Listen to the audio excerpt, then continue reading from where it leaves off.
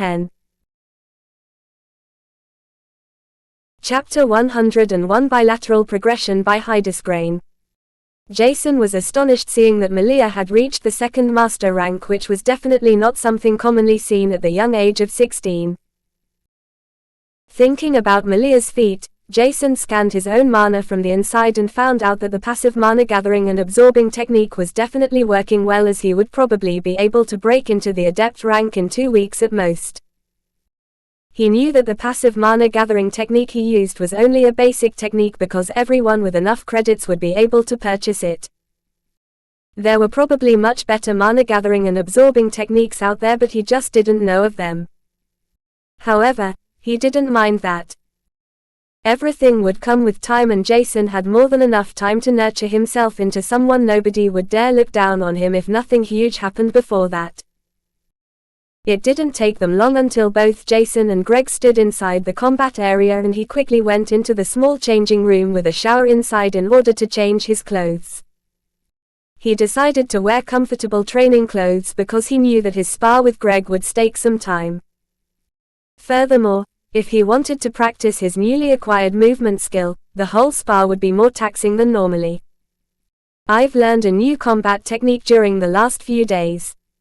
Keep your guard up, Jason," Greg said, and Jason found it quite interesting that both of them would practice their newly acquired technique in this spar. While he would use his full strength, Greg restricted his strength to the 9th novice rank while his soul bond was not suppressed. Both stood opposite each other with a 30-meter distance when their eyes suddenly met, which indicated the start of their battle. They sparred so many times with each other and there were no words needed to start their fight. Circulating his mana according to the weightless steps description, he could almost instantly feel that his body seemed lighter. It was relatively uncomfortable in the beginning, but he was able to adjust to it pretty fast. As such, Jason was the first one to take a step, and it felt like his speed could increase by around 20% if he achieved the basic mastery of this technique. Jason's increase of speed right off the bat was only around 10% when he rushed at Greg, who observed him carefully. Greg's newly acquired technique was similar to Jason's weaponry knight skill but more advanced, while he used his technique in addition to the gloves he was familiar with. While Jason charged at Greg, both circulated their mana according to their peculiar technique. Jason's increase in speed was not kept unnoticed by Greg, and he was astonished by this fact. However, there was no time for him to admire Jason's speed as a dagger was thrust to his right side. It was only a dull dagger, but it would still hurt, when Greg deflected the dagger thrust with a solid punch, while Jason felt the strong impact passing through the dagger. He was aware that it was bad to fight a glove user with his daggers because his weapon could be more easily destroyed during the fight, and Jason had to enhance his dagger with a small membrane of mana in order to prevent such an accident. But that wouldn't stop him from practicing daggers as his main weapons for the moment, as he felt the most comfortable with them right now. Greg immediately went into a counteroffensive, using the short moment Jason was not guarded to deliver a straight punch.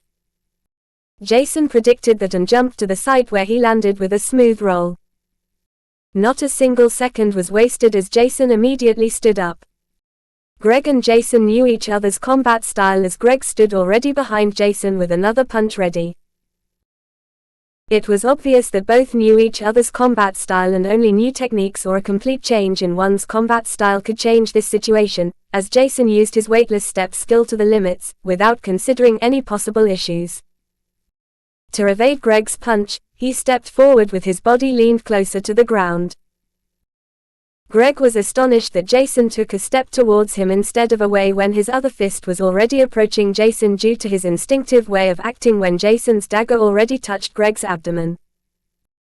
The fight was instantly over and Greg stopped his fist midair before he stepped back a few meters. Both of them had a tacit agreement that once one was hit, the other one won the round.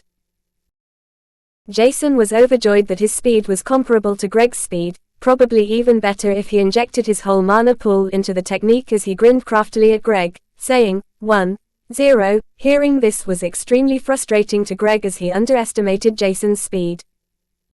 Furthermore, he was unaware that Jason learned a new movement technique, which astonished him a little bit. Jason had acquired two-tiered skills in such a short time, which was kinda uncommon even for the main Vanguard school, as he wondered how Jason did that when he thought about his own achievements. But Greg wasn't really displeased, he only lost because of the surprise attack, and the next rounds would prove him. Again, Greg said confidently before both distanced themselves until they reached a certain distance. Go. Both said at the same time, and one could see a bright shining light in both youths' eyes, with a foolish smile blossomed on their faces. The spar between the two youths was becoming more and more violent as they adjusted their newly acquired technique to the combat style of their respective opponent. Each round was taking longer and longer to end, while they adjusted their combat style each fight in order to surprise attack each other. Hours passed and it was lunchtime when both were lying on the ground, panting heavily but still foolishly smiling. Both were proud due to the same reason. Previously both of their new techniques' proficiency was horrible and comparable to non-existent, but right now it seemed that they were already nearing basic mastery, which was an astonishing feat. 10. 6. Ha ha ha, I won. Greg said with an exaggerated proud face, while Jason remained silent, thinking that Greg was not looking at the big picture. Previously Jason was unable to defeat Greg a single time, which changed now. After sparring with Seren and in addition to the newly acquired movement technique, Jason was able to overcome Greg's overwhelming fighting style better than before. Jason was infinitely close to the basic mastery of the weightless step technique, as it neared an acceleration of 20%. After both washed up and changed into a clean set of clothes, 1 p.m. had already passed, when they sprinted to the dining table, where everyone was already waiting for them. Malia had seen them sparring with each other and didn't want to disturb them, as it looked like both of them were fighting with all their might, while trying to adjust their combat style to land a surprise attack. Furthermore, she noticed that both youths used new martial art techniques. Gaining insights was extremely difficult, and she would rather let them starve instead of disrupting their enlightenment. Gabriella looked at them with a smile and gestured them to sit down, while Mark was looking at them without showing many emotions. Greg and Jason had used up too much energy during their fight, which caused them to gobble down their lunch, a second fill before a third fill was eaten within a record-like speed. Looking at the two gluttons made the others smile weirdly. Even Mark couldn't cover his smile for a second before his emotions were hidden once again. After they finished their meal, Jason washed the dishes before he went into his room to practice the Heaven's Hell technique with the 5 braided helix again. This time it took only 85 minutes and nothing major happened. Jason was confident that he could reduce the Heaven's Hell second level refining time to 60 minutes or probably even less, as long as he practiced enough. It would give him more time to practice his martial arts skills or read more books, which could be helpful in the future. Jason felt like a bookworm because he liked to read more and more after getting to know that there were so many different types of magical plants, beasts, habitats, important characteristics, mutations of beasts caused by selection pressure, genetic mutations, rare ores, soul and mana weapons, foreign intelligent races, information about souls in general, and so many more things. His thirst for knowledge was almost limitless, and he would spend at least 6 hours a day reading alone. This caused his knowledge to surpass his peers by a huge margin because they were mostly training their body, mana core, soul bonds, or even playing around with their friends. However, that was only the case with average families, as superior and big families, clans, companies and so did not prioritize soul strength, because intelligence, craftiness, and other characteristics were at least as important as strength to them. While reading many books, Jason often read about alchemist, blacksmith, and runemaster, and he found all 3 lifestyles occupations extremely interesting. One could say that these lifestyle occupations were almost as important as beast creators. Unfortunately for Jason, however, was that there was not much information about beast creators in the book he had access to, which caused him to be slightly dejected. Jason wondered how it would be to have a lifestyle occupation like being a blacksmith, alchemists, runemaster, or even a beast creators. They were said to be some of the most profitable occupations, while their requirements were also extremely high in order to reach higher ranks.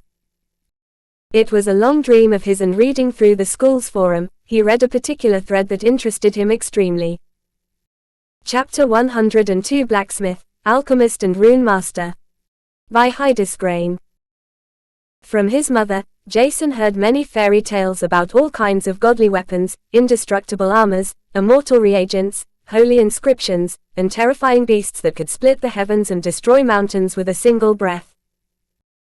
He would have never imagined that these fairy tales could be true, but at least some truth was hidden in every lie, and Jason was sure that some blacksmith masters would be able to smith and manufacture mighty weapons, armors, and much more.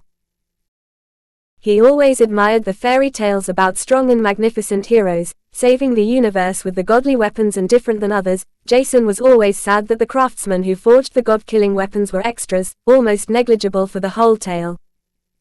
Thinking about these occupations, Jason's curiosity increased more and more. In the end, he decided to look online, searching for general information about lifestyle occupations and their requirements. Upon doing deeper research, Jason found out that the requirements to learn either of the 3 basic lifestyle occupations were both easy and difficult at the same time to fulfill.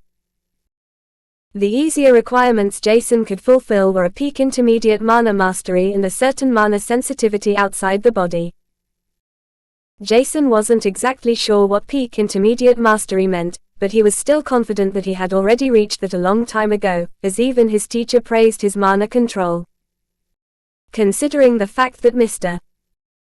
Grail was from a large family and additional from Canir, that praise was worth quite a bit, which caused Jason's confidence about his control over mana to soar even higher.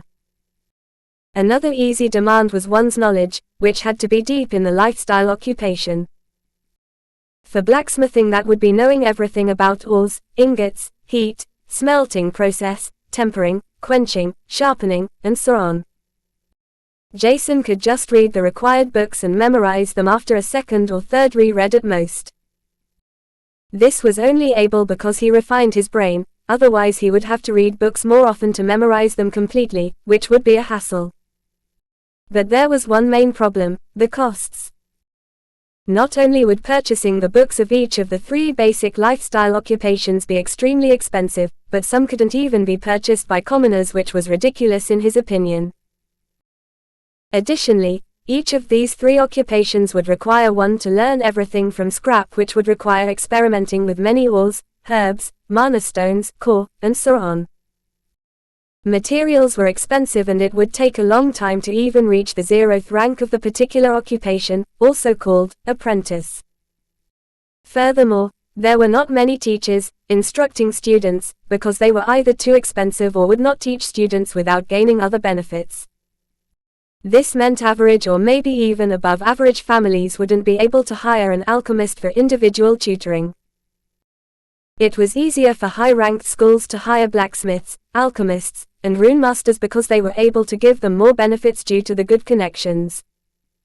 And that was where the school's official thread came into play. Jason read that there would be a rank 3 blacksmith, alchemist, and rune masters at school, giving lectures for a certain amount of time. Rank 3 lifestyle occupations were also called intermediate blacksmiths, alchemists, runemasters, while the ranking was as following. Rank 0. Apprentice, Rank 1. Beginner, Rank 2. Basic, Rank 3. Intermediate, and so on. Intermediate occupations could already produce Grade 2 weapons, reagents, and magic circles which could accumulate a vast amount of resources and credits. Being a rank 3 would be considered the average for the Artisan Alliance, which governs the 3 occupations, as the average member was at the 3rd rank. There were many lower and higher ranked lifestyle artisans, but most would be stuck at rank 3 and never enter higher rank due to their low determination, ambition, and most likely low control over mana. Rank 3 also meant for blacksmiths that they would be able to craft mana weapons with the help of runemasters, which was definitely nothing to scoff at, and Jason wondered who their lectures would hold. But there was also a test one had to pass to enter the lectures of the 3 individuals. Their test would question one's knowledge, control over mana, and even the aptitude with a practical test. Jason found blacksmithing and alchemy extremely interesting, and after reading the description of inscriptions and runes, he fell in love with all three occupations, causing him to ponder for which test he should apply. He questioned himself for quite some time until he noticed a certain piece of information, causing his mood to heighten. Each of the tests was at a different time and wouldn't overlap with each other. As such, Jason could enter all of the tests which pleased him, and maybe he would be able to pass at least one of the tests. If that happened, he would be able to get lectured by a rank 3 artisan. Jason happily registered himself for all 3 tests, and each exam would start on Friday, while there was 4 hours time between each of them. After thinking for a moment, he concluded that they made this deliberately, so everyone could give each lifestyle occupation a try. Once he had registered himself, he was notified what he should know for the theoretical test, and a bunch of books was suggested for each of the occupations, with a link to download the files for free thanks to the Artisan Tower's generosity. Jason laughed while thinking that his school was really evil. There were more than 10 books for every occupation. Previously, Jason thought that his school wanted to give each student a try for every occupation, but applying for every lecture was suicidal, considering that each book had more than 600 pages. Each test would consist of more than 6,000 pages, filled with knowledge, while all 3 tests had concluded more than 18,000 pages, which was a ridiculous number. But Jason was only smiling, with greed in his eyes. "Thank you for the free books," he thought in his mind as a sly smile appeared on his face. Jason was aware why it was so hard for average students to learn one of the basic lifestyle occupations without a teacher, even if one had a high mana control and enough credits to purchase the herbs. Prescriptions, experience from dozens of generations, and knowledge could only be acquired by the rich. Right now there were over 30 books Jason wouldn't be able to acquire normally inside his quantum bracelet storage. Not being able to digest all the information provided. Don't F***K with bookworm Jason. There was still slightly more than 6 days left for him, and if needed, he would just skip school. Before Jason decided to do something like that, he would message his teacher, which he did immediately after considering his chances. Mr. Gryle was different from the normal teacher, and Jason was aware of that. After explaining his situation to him, the only thing he got as an answer was, "Attend the morning lessons, because I'll be able to solve some unanswered questions. I'll write you out for the afternoon lessons." This astonished Jason a little bit, because even if Mr. Gryle was not a real teacher, wasn't he too chilled about his decision to pick all 3 tests? Wouldn't he try to change his decision because it was dumb? But Till Gryle wouldn't do something like that, as he knew that Jason was extremely mature for his age.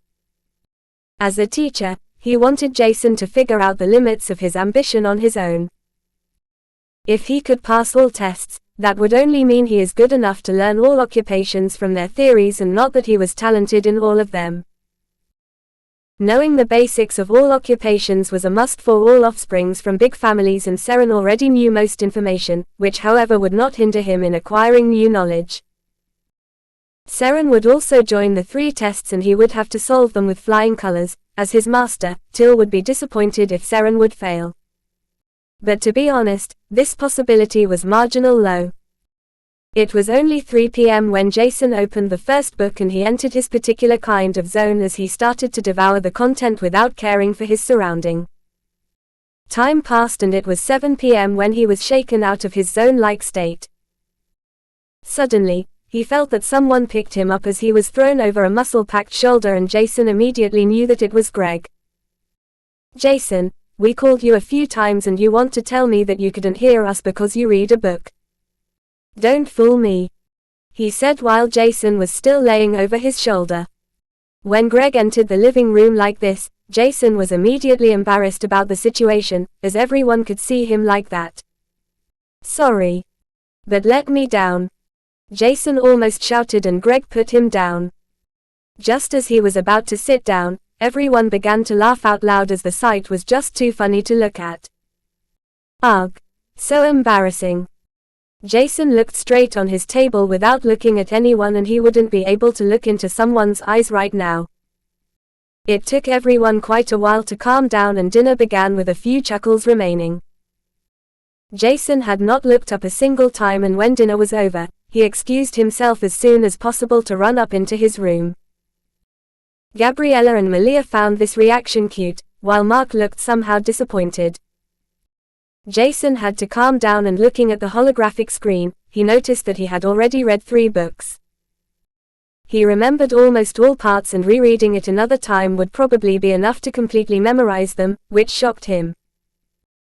Jason admired his own reading speed and memory as he silently thanked his teacher for the opportunity he received to refine his brain, even if it was extremely painful. Furthermore, his eyes were also important for this feat, as his reading speed was solely thanks to his eyesight, and Jason also silently thanked his mother. After he calmed down, he practiced the Heaven's Hell 5-strand helix before he continued reading the large batch of books in his library. Chapter 103, Superior Mana by Hydesgrain.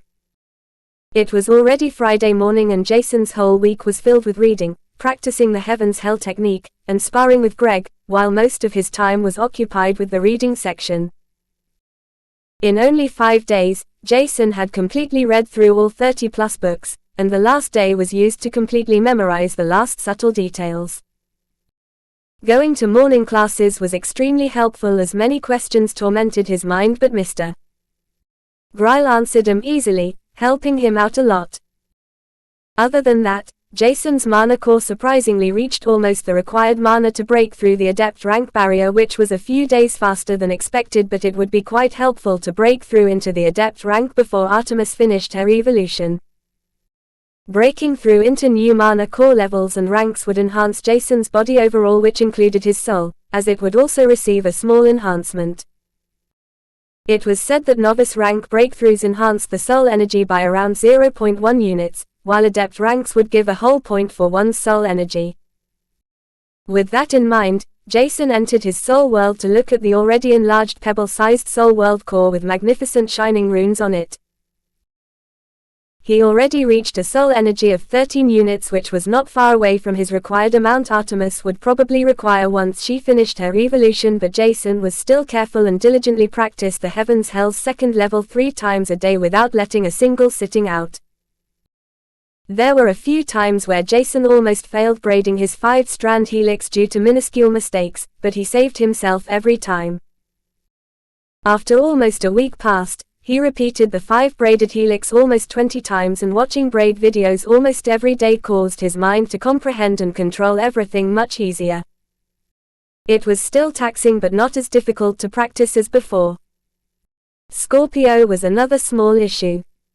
It looked like he wouldn't take long until he would break through into the 5-star wild beast rank, which needs between 8 to 10 soul energy. If both Scorpio and Artemis were about to draw more of his soul energy at once, only trouble would await Jason. But even if that were about to happen, Jason was relatively confident in his thick connections between him and his soul bonds. As long as he wouldn't force them to attack others suicidal, Jason was confident to control them to a certain degree. Even if he would force his soul beasts into a suicidal attack, Jason wasn't sure if Artemis or Scorpio would sacrifice themselves. However, that wasn't something Jason wanted to figure out at all, and he would never order them to do something like that either. Today would be the theoretical knowledge exams and a mana control test that was done to tell how high one's mana mastery was. It didn't matter for which of the 3 basic lifestyle occupations one applied, the mana control test was the same for all 3 of them and could be done in one run. In order to receive the chance to take the theoretical knowledge tests, one would have to pass the mana mastery exam first. After passing the first test, he would be able to enter the theoretical exam, and passing the second test would allow Jason to enter the final exam, which tested the praxis, with nobody being proficient in it. Jason was confident in himself, and because of that calmly walking into his classroom with the number 54 on it. Seeing the number, Jason smiled lightly before he looked around, only to see almost all of his classmates reading something on their holographic screen as a weird smile appeared on his face. His classmates didn't seem to be the smartest students, but they still wanted to give the lifestyle occupations a try, which he admired somehow.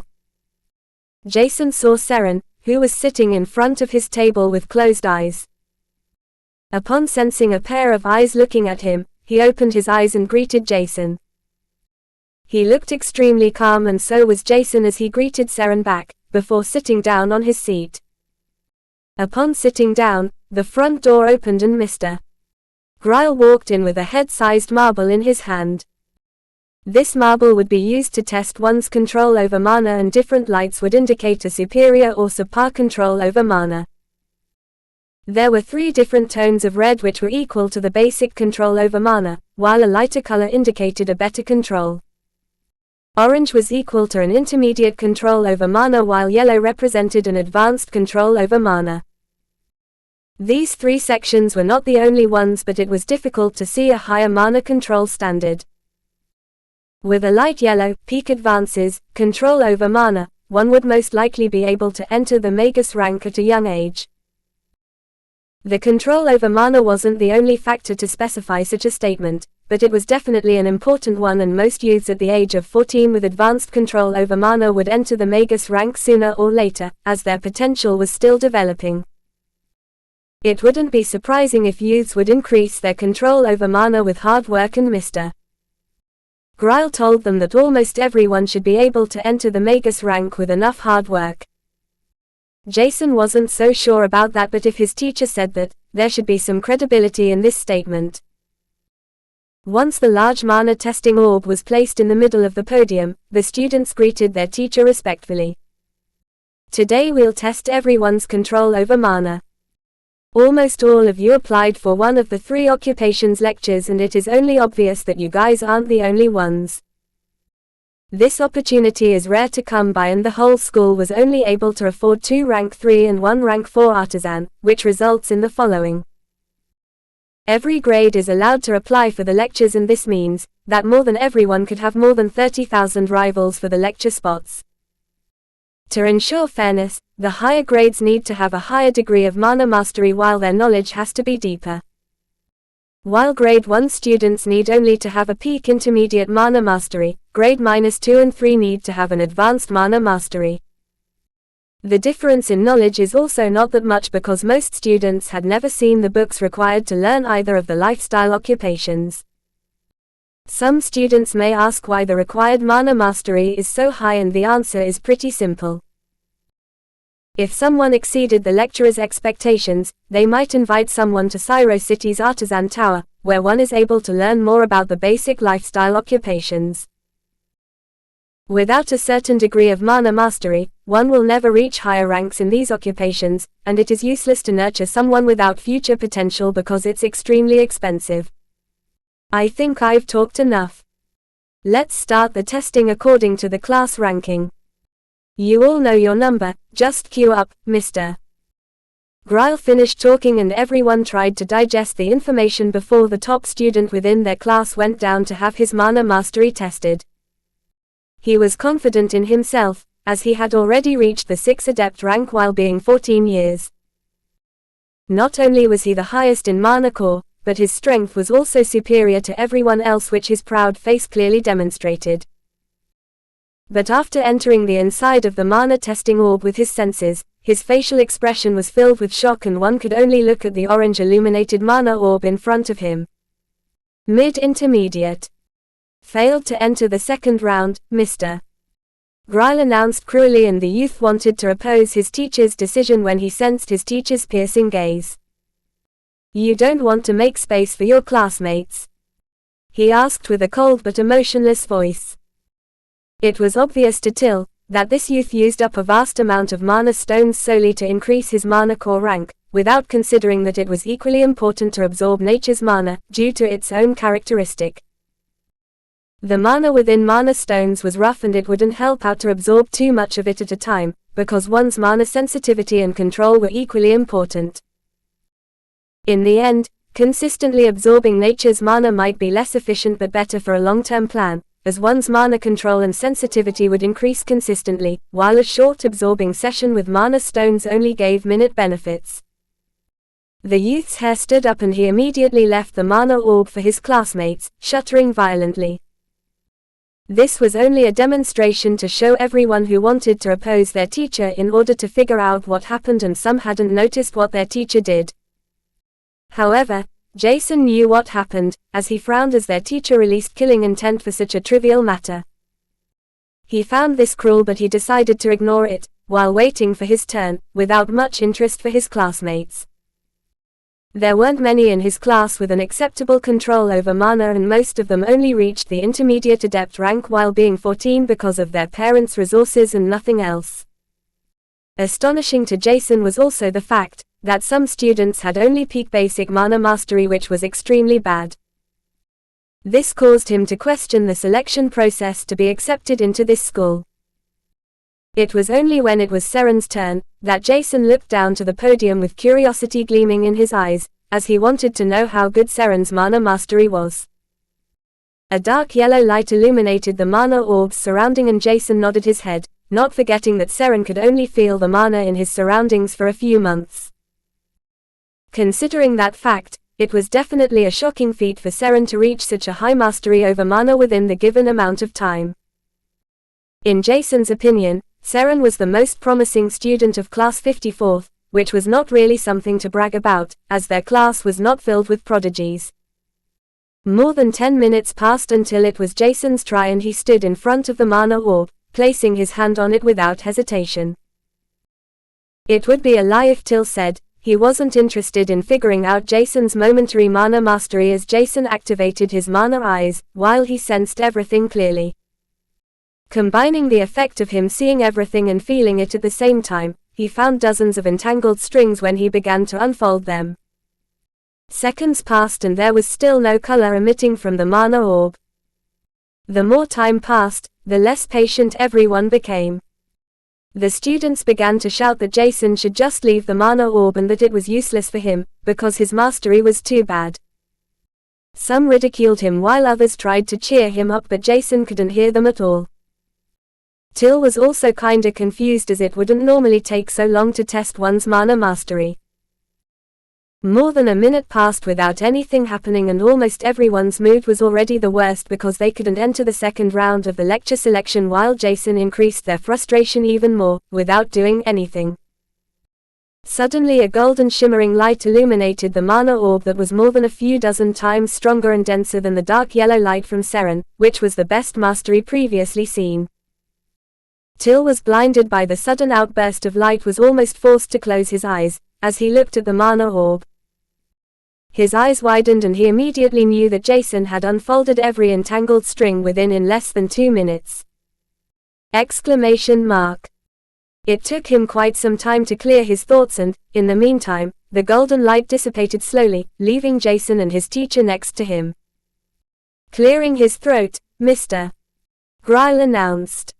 Superior Mana Mastery. Passed. Chapter 104, Thug by Hydesgrain. Jason barely opened his eyes when the classroom went into an uproar. Am I seeing things? What was that golden color? Quote. Superior Mana Mastery. What the hell is that? Quote. He obviously cheated. Let us stand there for some time too, we might as well be able to increase our mana mastery like that. Some students shouted, and Mr. Grile was unsure if he should just shut them up with force or let them bully Jason a little bit. They were instinctively envious, and Till couldn't find fault with that. He was also jealous of Jason's mana mastery. How should a 14-year-old youth be able to have such a high mana mastery? And that was not even everything. Jason's overall aptitude to cultivating was superior, which he was also partially at fault, because he gave Jason the opportunity to create a sub-area in his mind in order to passively absorb mana continuously. Till wondered how long Jason would need to enter the Magus rank with such capabilities, but thinking about that caused his heart to sting. A minute passed and Till calmed down before he forced everyone to quiet down with an mana-enveloped snap. Quiet. He was already in a bad mood because of Jason, but the babbling students in front of him frustrated him even more, causing killing intent to gush out accidentally. It was dead silent within a second, and Jason could see tears in some weak-willed student's eyes, which was kind of funny for him. He was still not sure what happened and wondered what a superior mana mastery was, but sensing the atmosphere around him, it should be something good as he silently went to his seat, not minding the murderous glares of his classmates, with a bright smile on his face. In the end, Till announced the result, after the last student finished his mana mastery test. Seren Jiwaya and Jason Stella passed the test. You two will continue to test your theoretical knowledge soon. As for the others, I'll test every one of you about the 3 occupations. Everyone who is not able to answer my tests will be punished. Don't even dare to think that the school will gift you non-purchasable and extremely expensive books about the 3 basic lifestyle occupations without considering someone trying to exploit the given opportunity.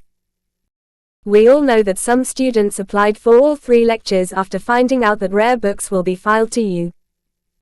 In class 54, only Jason and Seren passed the first test, which was a 1 in 100 ratio. Considering that their class was the worst in the beginning, and the first 20 to 30 classes already have some 7 adept ranks, Jason concluded that in all grades together, at least 3,000 students might have passed the first test. Around 7% passed the first test, and the theoretical exam was said to seed out even more students. Considering that the most difficult exam would be the last test about one's practical aptitude towards the particular lifestyle occupation, which involved mana sensibility, control, accuracy, patience, persistence, vast knowledge, and many more characteristics to be even able to produce even the easiest things, Jason was aware that it would be difficult to pass all 3 aptitude tests, but he would at least give it a try. He was sure to pass the theoretical exams with flying colors, so he just went outside the class with Seren, after Mr. Grail finished his short lecture. Mr. Grail also went outside and led Seren and Jason to their first theoretical exam. While the knowledge about inscription and runes was the first to be tested, alchemy followed suit, and after that, blacksmithing came. Both students followed their teacher calmly, and they entered a huge hall both of them had never been. It was the school's assembly hall that was connected to all 3 schooling buildings, and the sheer size could fit thousands of students.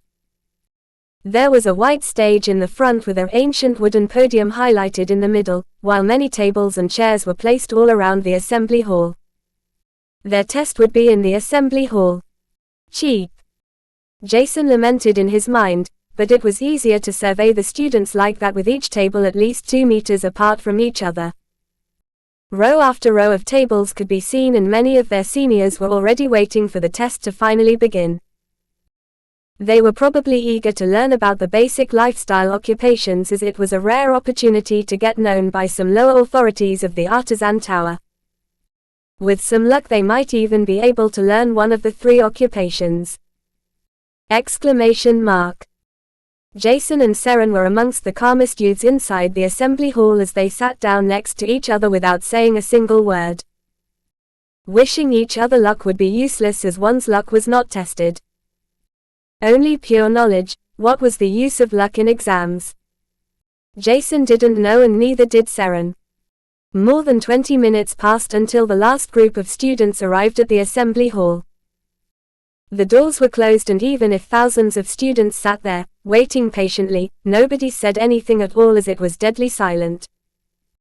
Not much time passed until a brown-haired bulky man with a long beard entered the stage next to a blonde-haired youth with blue eyes, thin glasses, and a long black robe with ancient-looking runes on it swirling around. Between both of them was a fair-skinned woman with black hair tied into a ponytail. She was busty and had nice curves perfectly fitting for her figure, causing some youths to droll. It took the youths quite some time to regain their senses, and they sensed something was off as their foolish behavior shocked themselves more than others. She used a pheromone reagent.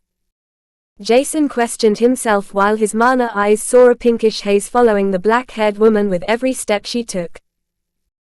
The busty woman was standing on the podium while the 2 men were standing next to it, clearly indicating that the woman had higher rank and authority. Hello dear students. My name is Antalia Sharon, I'm a rank 4 alchemist. It's my honor to be here to test everyone's knowledge about the 3 basic lifestyle occupations, and I hope we will find a few hidden gems to nurture in the future," she said with a light and gently smile, before she continued.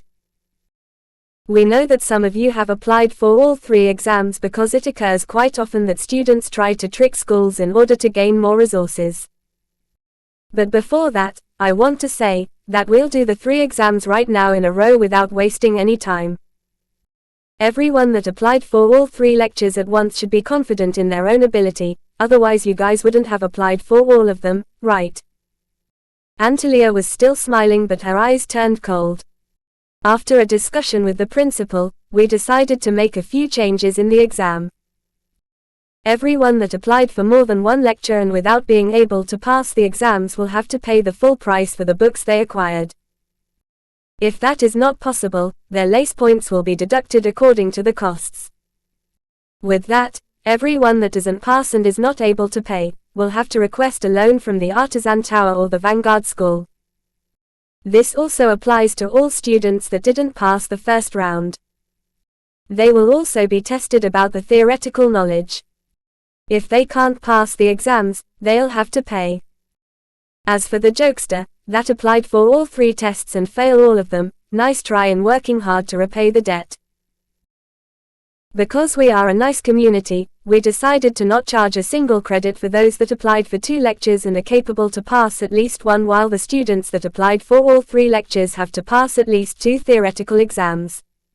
The whole surrounding turned upside down and everyone began to lament about being conned. Some students even cursed the whole school, the Artisan Tower, and so on. Jason's lips curled up, thinking that the school and Artisan Tower were frauds, as he clearly remembered the small written notice that costs could occur if one were to fail the exam. Apparently, most students hadn't seen this notice, and it was somehow difficult for Jason to cover his smile. He had to hold his laughter in, when more and more students jumped up, cursing at the Magus-ranked authorities in front of them. When the whole situation was about to escalate completely, Jason felt a familiar snap amplified with a dense amount of mana, causing a shocking wave spreading through the whole assembly hall that threw some students from their chairs. Jason and Seren predicted this scenario and used most of their mana to envelope themselves, which saved them from being pushed from the chair. "Quiet," Mr. Griles said with a cold, amplified voice, while he suddenly stood in front of the podium. "If you can't even read, don't even try to con others without expecting to be conned yourself.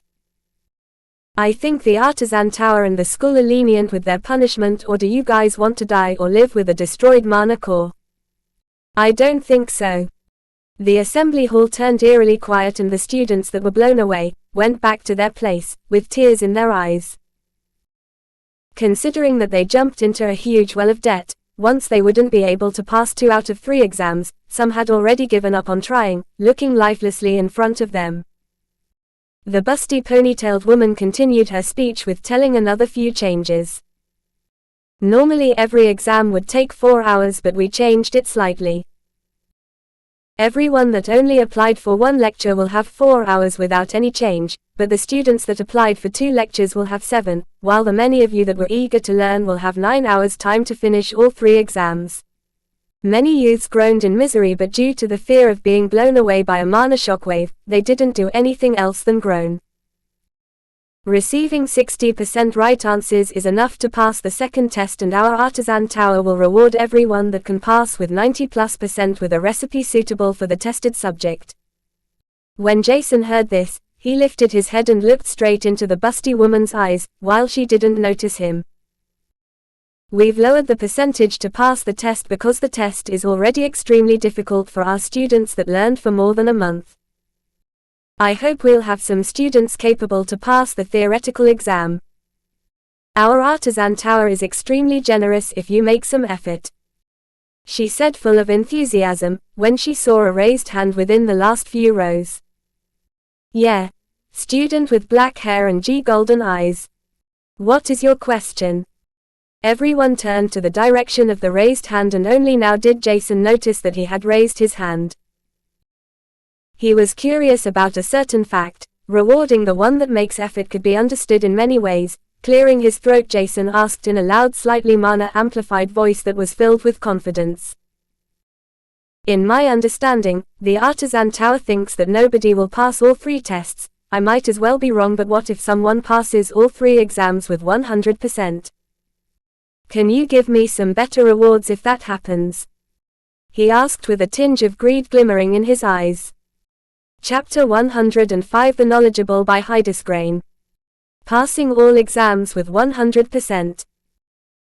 Antalya looked at the golden-eyed youth in front of her with a ridiculing smile. Passing one exam with 100% is already extremely challenging for our best apprentices, but passing all 3 without making a single mistake. Don't make yourself a laughing stock with empty words. Learning for a single artisan exam within 1 week is already though. Don't overestimate your abilities. Antalya said with a serious voice, and she was obviously not pleased with Jason's, "But, what if I can do it?" Jason resolutely asked, without listening to her words.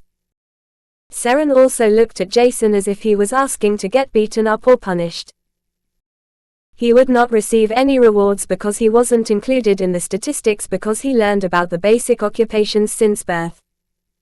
Furthermore, he didn't have the ambition to learn the lifestyle occupations as his mana channels gave him enough work to do. Seren would probably receive a high score for all tests and 1 or 2 100%, but being able to receive full marks for all exams would be even hard for him if a nasty question were to come up. Jason looked confident on the outside, but nobody knew how his insides looked, and if they knew he was as confident on his inside as he was on the outside, they would be questioning his sanity. Even Till looked at Jason as if he was an idiot, but Jason didn't mind the onlookers. He was only looking at the fair-skinned busty woman who returned his gaze. She saw ambition, determination, and confidence in his eyes, which caused her to gulp down her anger because it was obvious that Jason took this seriously. If you can pass all 3 exams with 100%, I'll give you a copy of my Book of Experiences. Inside this book, all recipes I've learned are written down, including the things I've gone through while brewing. Jason listened carefully, but he wasn't really sure how much of a reward her Book of Experience was. However, everyone sitting inside the assembly hall was shocked as they began to gossip. This told him that it was definitely nothing cheap, and if he knew that reagent recipes were extremely expensive, he would know that her reward was worth more than a few billion credits. Not many artisans would sell their occupational diary to others, and if someone did, the prices would soar to the billions within seconds during an auction. Receiving first-hand experience was important, as the basic lifestyle occupations could be dangerous and reagent recipes couldn't be purchased by everyone except grade 1 healing reagents. Jason knew, for example, that the price for paralyzing reagents were not expensive solely because of their material costs, as their selling price would bring in more than 20 times the material costs in profit. These reagents were so expensive because of the astronomically high prices for reagent recipes, the uncountable failure rate, and the investment one paid while learning the basics. Antalya looked at Jason with a proud face, but she frowned when she noticed that the youth in front of her wasn't even slightly impressed. Never would she know that Jason wasn't aware that the Book of Experience from rank 4 was worth a lot. She thought he ridiculed her indirectly, which caused her to fume in anger. Provoked by his non-existent reaction, she thoughtlessly blurted out anything she wanted without considering what she did. In addition, I'll give you the chance to make a request at the Artisan Tower in Syro City. However, when she noticed what she said, it was already too late, and she could barely add, under the condition that you pass all aptitude tests, before the whole assembly hall went wild. With this being said, Jason's curiosity was finally picked up. Making a request in the Artisan Tower could mean almost anything, either crafting a mana-gathering platform at home or crafting him mana, or even a soul weapon, but also a mysterious potion, if a high-ranked artisan that was capable to fulfill the requirement was present. He knew that the Syro City Artisan Tower had a rank 5 blacksmith that was said to be infinitely close to the 6th rank. As such, he could craft mid-grade 3 weapons and also mana and soul weapons, but that was not what made Antalya's statement so foolish. If she allowed him to make a request for almost everything, he could also ask for guidance from this rank 5 blacksmith, or even worse, asking him to take him as disciple, and Antalya could only slap herself for being foolish and stupid. But what said, was said, and it would harm the reputation of the Artisan Tower if she would take back her words, as she was representing the whole Artisan Tower at this moment. I'm so stupid, she thought, and Jason smiled lightly while asking himself what kind of things he could request at the Artisan Tower. However, it would be extremely difficult to pass all 3 aptitude exams, and Jason was aware of that fact. Till quieted down everyone with another snap, and Antalya tried to not mind Jason anymore. Turning away, she tapped on the holographic screen in front of her as a holographic screen appeared out of their tables, where one had to write down his or her data to enter the exams. After login, the exams immediately started, and there was no time to waste. Almost everyone's credentials and financial status were on the line, as nobody would ever want to graduate from school with debts. A silent pressure permeated through the whole assembly hall, and everyone's concentration heightened. Jason entered his data before looking at the first file, which was about inscribing and rune masters overall. Only a few minutes passed, and Antalya was looking through the rows of students, and she saw many despaired youths. In her opinion, the questions weren't that hard, only the large section of topics to learn was more difficult, including a few in-depth questions.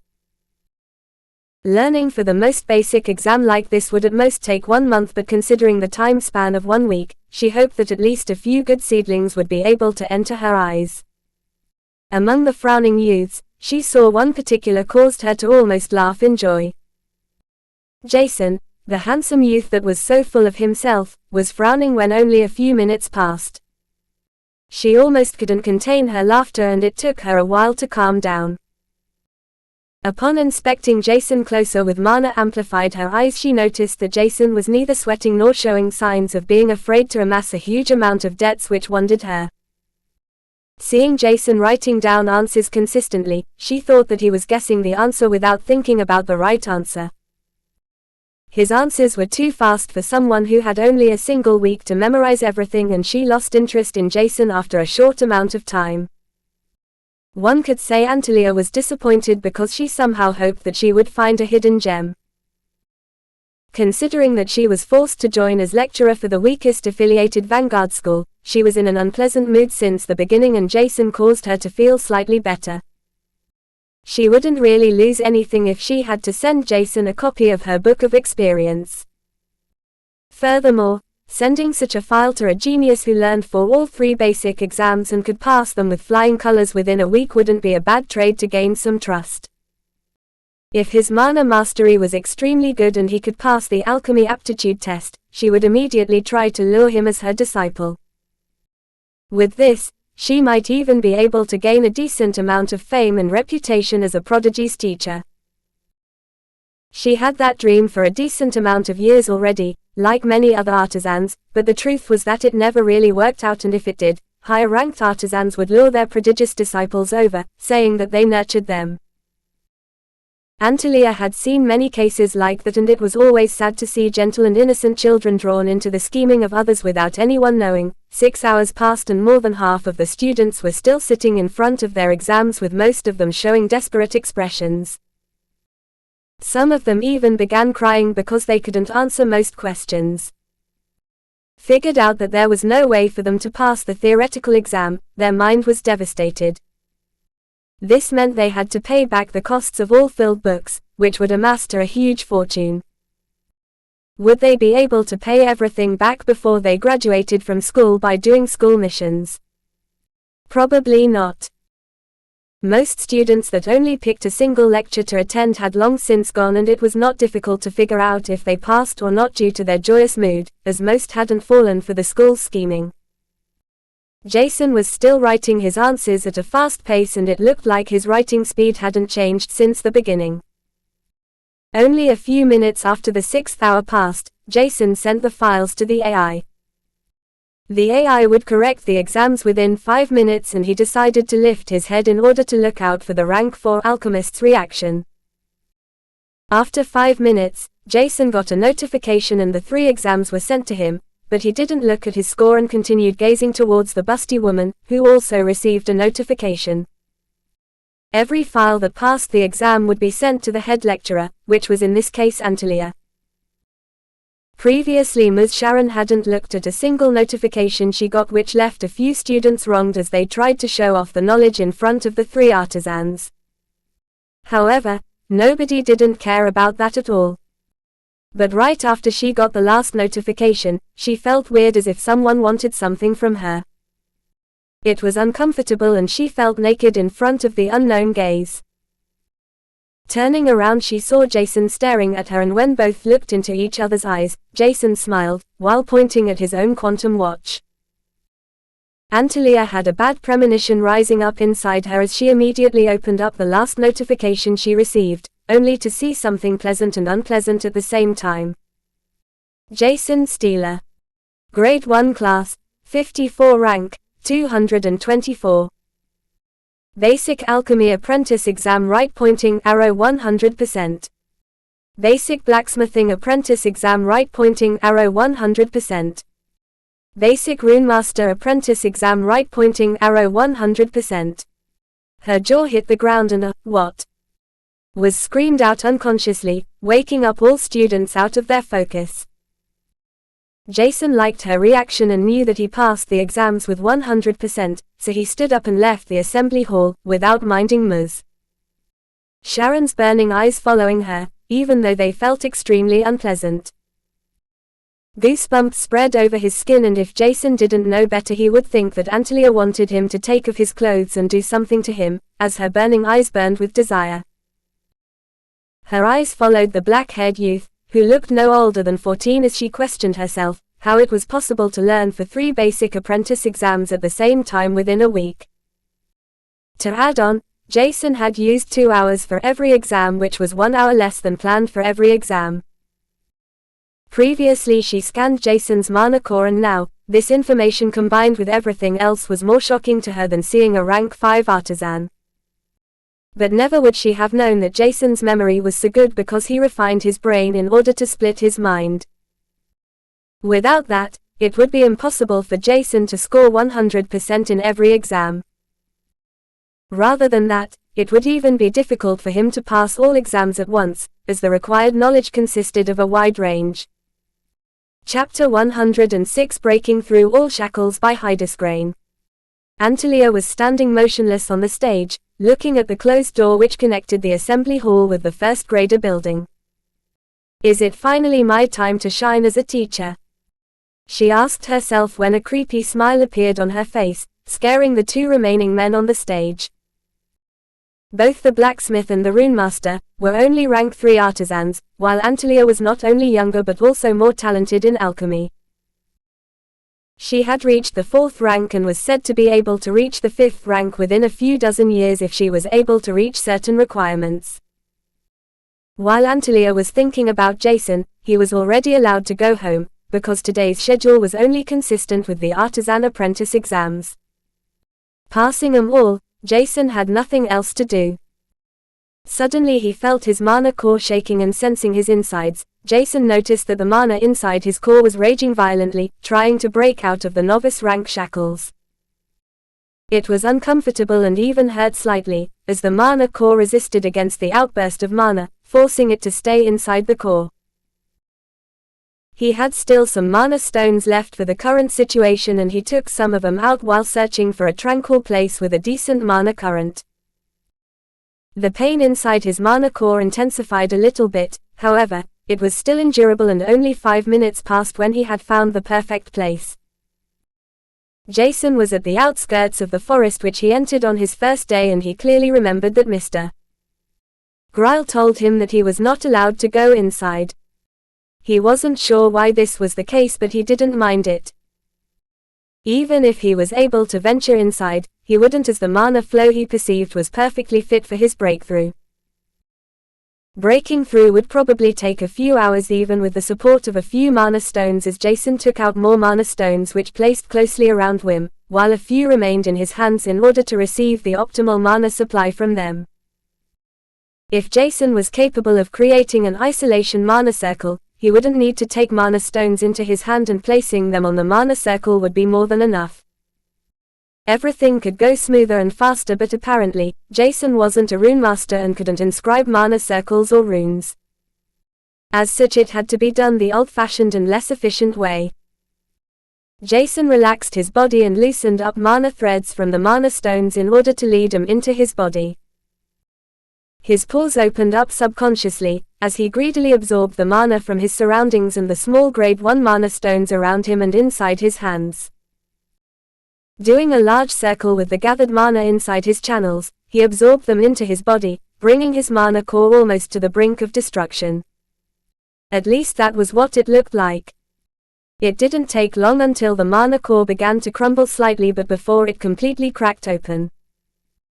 However, before anything could happen, the mana inside his core filled up the gaps and caused the mana core to enlarge itself. Jason was completely enveloped in mana while his body was shimmering lightly due to it, causing his appearance to look even more stunning. Time passed slowly and cold sweat pearls drenched his back and forehead due to the excessive focus he endured. It was not excessively taxing to absorb mana, but filling the gaps of his mana core all the time was not as easy as he thought in the beginning. More than 4 hours passed and it was already evening when Jason opened his eyes slowly. His eyes shimmered vigorously, and it seemed like golden flames were flickering inside, while the depth of them could not be determined anymore. This depth only appeared for a second before it vanished, and Jason's whole body scrunched when he was about to stand up. His clothes were dirtied with bloodstains, a black mass of reeking impurities and skin. When he broke through, his old skin peeled off naturally, which was relatively uncommon, but considering that his soul bond was a scorpion that also enhanced his skin by a considerable degree, it wouldn't be that abnormal to peel off his old and weaker skin once he broke into a new rank. His new skin looked fair and one could see his veins without much difficulty. Without activating his mana eyes, Jason was even able to see his mana veins, which were interconnected to his veins, shining brightly as if a stream of stars flowed through them. Activating his mana eyes and using his senses at the same time, Jason carefully inspected his mana core rank at the adept rank. His core was around 50% larger compared to before, and Jason felt much stronger in every possible way. This feeling caused Jason to be overjoyed, and he was now at the same mana core as the second weakest mana core rank in school, which would most likely cause an uproar the next time anyone scanned through his mana core. It only took him slightly more than a month to conquer 5 levels and a whole rank, causing Jason to be extremely proud of himself. Not many could do that, even if he could only do so due to his teacher's help. Jason changed his clothes inside a bush before rushing off to the school gates, with a happy smile on his face. Suddenly a red-haired girl with a voluptuous chest, a brown-haired youth, and a small blue-haired girl walked out of the forest, and they had a certain thing in common. Their bead-red cheeks and gazes that followed the black-haired youth, who looked somehow familiar to them. Clearing her throat, the red-haired girl was the first one to gather her senses. "Haven't we seen him before, at the lake?" she said, and thinking about the naked boy jumping down into the lake in the middle of the forest, everyone's cheeks turned even redder, if that was even possible. Probably. The brown-haired youth said shyly. It had never been easy for him to talk to anyone except his 2 friends, and seeing a stranger naked wasn't something one would normally see, but they had seen his thing 2 times at that. Even if the blue-haired girl was tiny, her mind was shameless, and she remembered the youth's lower body part, which was the cause for her to turn red. Forcing her brain to change subjects, she stated, "But wasn't that boy only at the 6th novice rank previously? Hasn't it only been slightly more than a month? How can he break into the adept rank so fast?" Hearing that, her 2 pals were shocked, as they hadn't thought of that. This caused their minds to forget that the black-haired youth was naked a moment before, and they began to wonder how such a feat was even possible, as they could never do something like that. They were already 3rd grades and at the peak expert rank, but considering the constant rise of more prodigious youths each year, their feat was, unfortunately, nothing to be proud of, even if it was considered above average amongst their classmates. Jason didn't know that the group of 3 saw him changing his clothes. If he did, nobody could be sure how he would react, not even Jason himself. Meanwhile, Jason ran towards the gates and his speed seemed to have increased by at least 30%, probably even more. Thinking about that, he wondered how his future spars with Greg would be. He was even able to fight some awakened beasts head-on. Jason noticed that he was relatively short on money, even if his money wrecker, Artemis, was evolving. After Artemis finished her evolution, she would demand even more food, which would cause him to pay more credits to nurture her. He had still a few thousand wild ranked cores left and he would force her to eat them first, but they wouldn't be sufficient for a long time. In addition to his awakened beast cores, Jason hoped that he could provide her with food for a month. Thinking about credits, Jason was reminded about the magical treasure that emitted a light gray color. He only knew that it was a Siphon Agnes cactus flower and he was still not sure what exactly its effects were, as this particular flower wasn't described in the books provided by his teacher and the artisan towers for the alchemy exam. Would Jason ever find out that his teacher was scolded for giving him the Siphon Agnes cactus flower? Even though Till was from a high family, that wouldn't mean he could do whatever he wanted on someone else's governed island and he had to reimburse them with something equally worthy. Jason also didn't know that the Siphon Agnes cactus was a magical treasure used by beast creators to increase the potential of nature, healing, and holy attributed beasts in addition to a few other materials. Something that could increase the potential of beasts was already rare, but treasures that could increase the potential of rare and unique attributes like sentient plants, healing, and holy attributed beasts, was even more shocking. The Siphon Agnes cactus was said to be even able to give half-sentient plants the opportunity to fully awaken their sentient, causing them to create their incomplete core, which would be similar to an invitation to the path of cultivation and mana absorption. If Till would have known that before, he would have never allowed Jason to pick up such a precious treasure.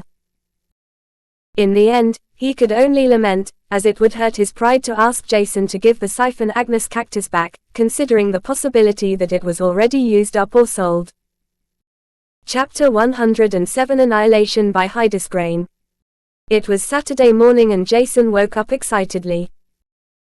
Today he would enter a 2-star wild zone again in order to test out his adept rank strength and hone his hunting skills, which was a complete contrast to sparring with other humans, which were intelligent and used scheming instead of their wild instincts. Beasts relied on their instincts to fight and only a few rare beasts had the ability or intelligence to set up traps or use other kinds of tricks to kill or manipulate others. Considering that most of these beasts were at the magical rank or higher, Jason wouldn't be scared to find such beasts in a 2-star wild zone. The only thing Jason was worried about were the recent news about goblins infesting the nearby wild zones, with the info that their hunting groups became larger with time passing. Some online forums spread rumors about a hobgoblin shaman gathering and breeding goblins in order to attack Syro City, while others said a goblin king was going to establish its kingdom nearby. There's still quite a lot of other rumors, but considering the increase of goblins in the local areas, it was more feasible for the first 2 rumors to be true. Both of these existences were terrifying, not only because of their advanced combat abilities but also because their leadership and scheming were on par with humans, if not higher, due to their willingness to sacrifice thousands of their subordinates within a blink of one's eyes. Goblins were terrifying existences. Their strength was rather weak, but their ability to copulate made even rabbits envious, while they are as tenacious as cockroaches. If one male goblin survived, the whole race could blossom again, which was terrifying, thinking back of the multiple tens of thousand men getting ripped apart by the small green monsters while women were taken away and raped to increase their population. Humanity gave their best to annihilate them, but apparently, they were back to resist humanity once again. Jason found many mission issues on the school mission board, which was connected to the Hunting Association and government, as they issued most missions. The big 3 schools would also accept these missions and change the rewards to lace points, which were much more valuable for students due to the wide variety of skills, materials and other rare resources one couldn't purchase outside school without having a certain authority.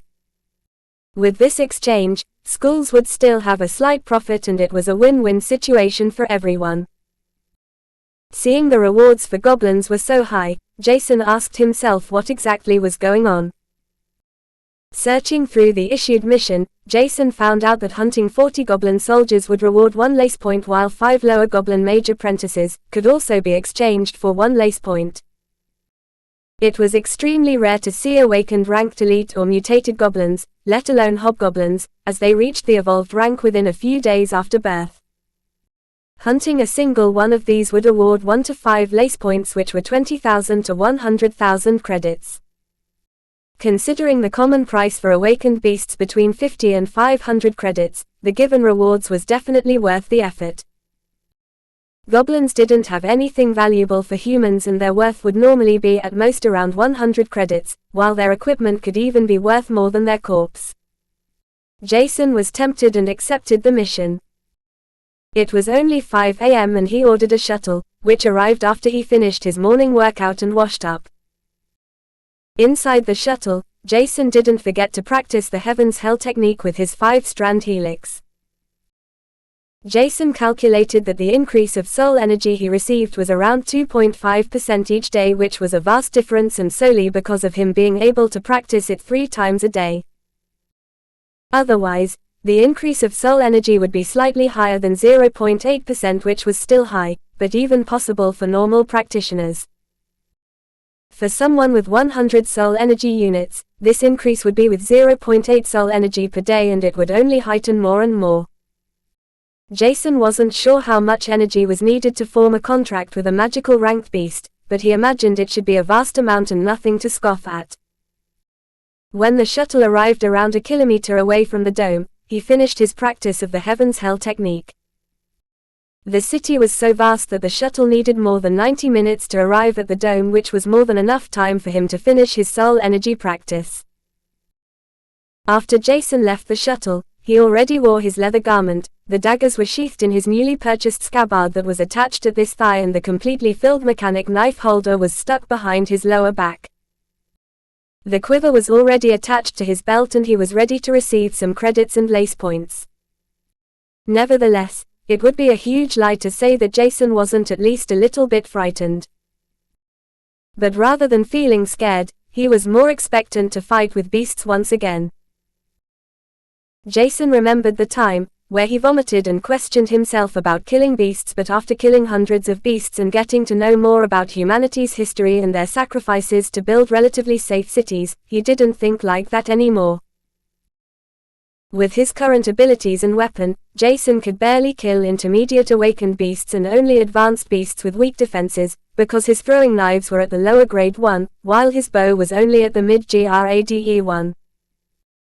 His daggers could be considered slightly unique among the mid-grade 1, and they were able to easily penetrate the defenses of advanced awakened beasts, but that was already the main function they had. Advanced awakened beasts would be much faster than Jason, and it would be similar to a death sentence to attack them without a plan. Luckily, Jason also bought a holder for his mana pistol and 4 magazines, which was attached to his belt and could be easily pulled out once something unexpected happened. He had only loaded common bullets, but these were more than enough to kill awakened beasts with ease, while even evolved beasts should have some problems from the impact. Jason inspected his whole equipment once again while slowly walking up to the dome, as he sighed deeply when he stepped through it. As expected, he was once again assaulted by the huge mana density behind the dome's protection, overwhelming him. Adjusting to the sudden mana density change, Jason could see many youths absorbing mana directly behind the dome, with bodyguards protecting them against beast attacks. He thought this was a clever way to save credits and nodded his head in agreement. Instead of hiring someone to construct a mana gathering platform at home, bodyguards at the expert or master ranks that could be hired to protect the new generation were much cheaper in contrast. There are mana advantages and disadvantages with everything, and one would need to find a solution for oneself to figure out what was better. If Jason had the credits, he would rather hire a rune master to construct a mana gathering platform at the Flay's house to save the time needed to make a round trip to the dome and back. Walking through the 2-star wild zone, it didn't take long for Jason to sight the first goblin hunter group. To his astonishment, Jason saw that compared to his trip a few weeks ago, this group seemed to have more than 30 goblin soldiers. Their weapons seemed to be better than before, and it almost looked like they were from other hunters, which caused Jason to frown slightly. Some of these goblins had still old-looking stone weapons, but they looked sharper and tougher than a month ago, with something disturbing radiating from them, while others had jade iron and other forged weapons. Are there already goblin runemaster and blacksmiths? Jason asked himself. Even though most weapons looked rather crude, they were not only forged, but some stone weapons had runes inscribed on them with a weird color on them. Why are the higher-ups not doing anything against these goblins? If they continue to multiply and grow even further, Syros City won't be able to guarantee their citizens' safety. Fortunately for Jason was that he was more than 50 meters apart from them, as he distances himself a little bit. Looking at the group of goblin soldiers in front of him, he was sure that there were only a few archers, while not a single goblin mage apprentice could be seen by Jason. His archery proficiency increased by a lot over the last month, and Jason could already hit slower evolved ranked beasts in their head, even if they were repelled due to his previous weak pulling strength. But now that Jason's strength increased to the adept rank, he was confident in beating the shit out of the goblin soldiers in front of him. Taking out his bow, he knocked the first arrow at the bowstring before he pulled it back, aiming at the goblins 100 meters away from him. Sir, 3 arrows flew out in rapid succession, and Jason could only marvel at the accurate and smooth sequence he had perfectionated over the last few weeks. Not wasting any time, he lodged the next arrow to continue shooting him at a fast pace. The first arrow killed an archer by piercing through its skull, while the remaining 2 arrows shot hit another 2 goblin archers next to it, piercing its heart and abdomen. Before the goblins were even able to notice the disaster approaching them, another volley of arrows killed 2 of their brethren. Not knowing what was going on, another batch of goblin soldiers fell, and now all archers had been annihilated.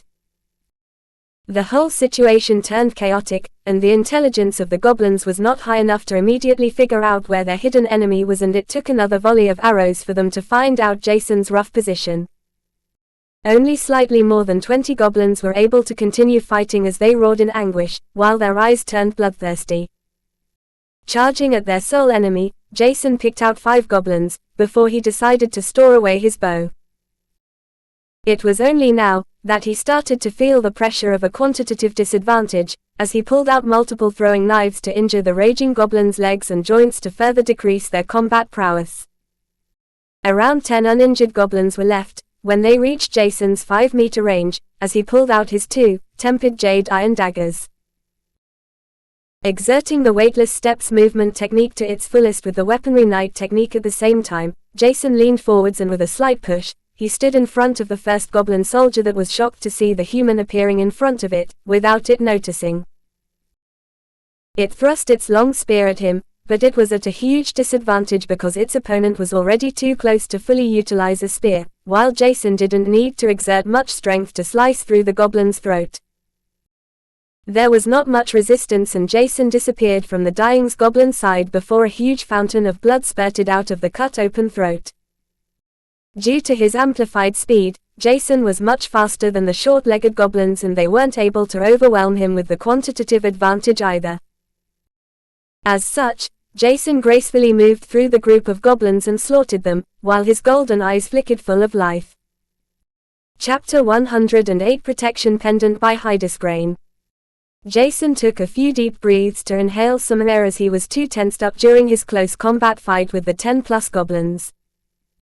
A single mistake could have ended his life, and the goblin's numeral advantage was extremely annoying. Not even normal beasts would form such big groups except a few herd beasts, but that was not as annoying as goblin groups as they worked together.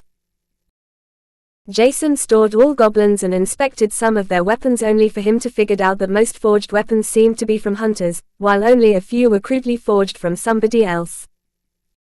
What astonished Jason, however, was that the runes he found on the stone weapons were either rare or not listed in the books provided by the Artisan Tower.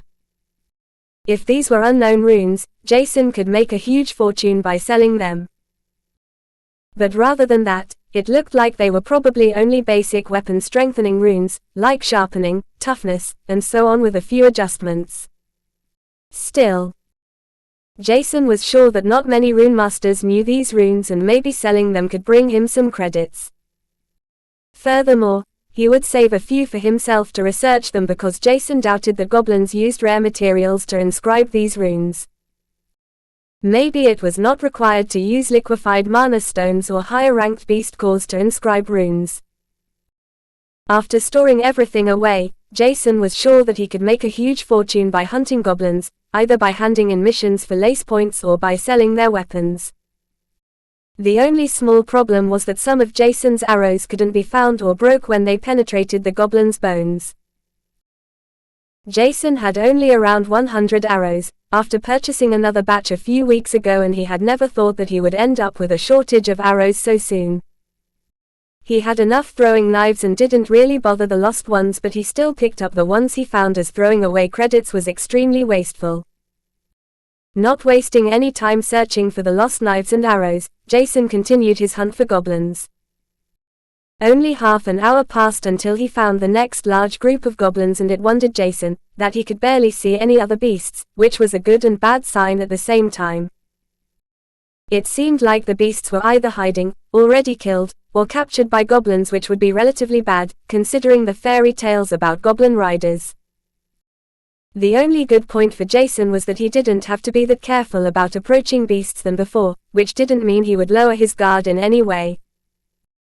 Scanning through the next group of goblins, Jason noted that the group was slightly smaller than the one before, while two larger mage apprentices could be identified among the group of hideous green beasts. Jason took out his bow once again. Pulling back the bowstring with an arrow knocked on it, he shot at the slightly larger goblin mage apprentice among the two of them. To play everything safe, Jason decided to shoot all 3 arrows at a single target, because he noticed weird mana fluctuations around the goblin mage apprentices through his mana eyes. It was not only that both goblin mage apprentices reached the intermediate awakened rank, while one seemed larger, the mana fluctuations he perceived enveloped something. A bad premonition was slowly building up inside his mind, when the arrows smoothly left the bowstring. The arrows flew in a perfect curve at the goblin group that didn't detect anything at all when the arrows pierced into the larger goblin mage apprentice, or that was what Jason hoped for. Right before the arrows pierced into its target to kill it, a thick bright rune appeared in front of the arrow, illuminated the surrounding, lightly deflecting the first arrow easily. Once the first arrow was deflected, Jason saw that the fluctuations he saw weakened, while the second arrow caused the manifested rune to lose its luster completely. The last arrow ripped the rune apart and pierced into the goblin mage apprentice. The last arrow was the only one that hit the target, and ripping apart the manifested rune, caused it to change its trajectory slightly. As such, the arrow pierced into the large goblin's abdomen, injuring it seriously, instead of killing it instantly with a hit into the head. It cried out in pain, and the other goblin mage apprentice immediately took action. Looking around, while mana particles swirled around it. Due to the more superior intelligence of goblin mage apprentices compared to normal goblins, it detected Jason almost immediately, when another volley of arrows entered its view. When Jason saw the manifested rune, he immediately knew that his first attack wouldn't kill the first goblin mage apprentice. As such, he shot another volley of arrows at the same target to finish it off, before knocking another arrow on the bowstring.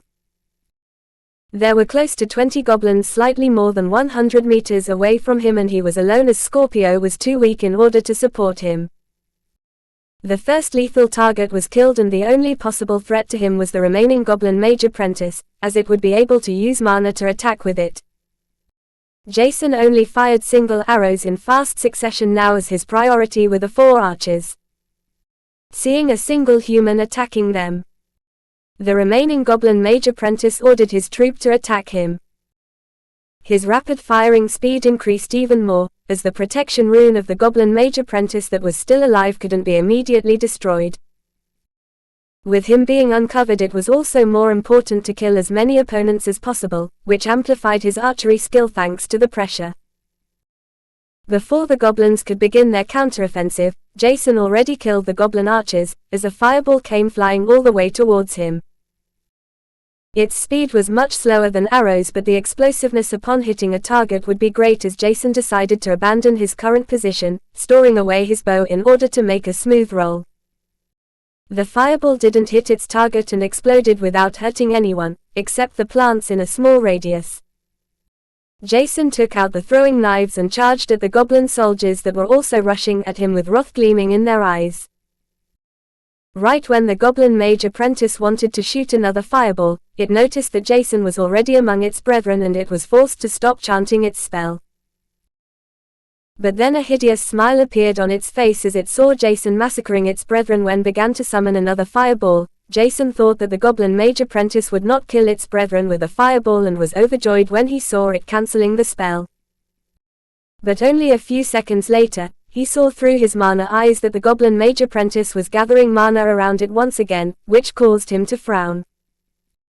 From a corner of his eyes, Jason could see a red flame appearing within the goblin mage apprentice's hand, forming into a ball that was double the size as before. When he noticed the goblin throwing the fireball, he immediately exerted the weightless steps movement technique to the limit as he rushed out of the densely packed area with the 10 goblin soldiers following his gaze with wrath and bloodlust in their eyes.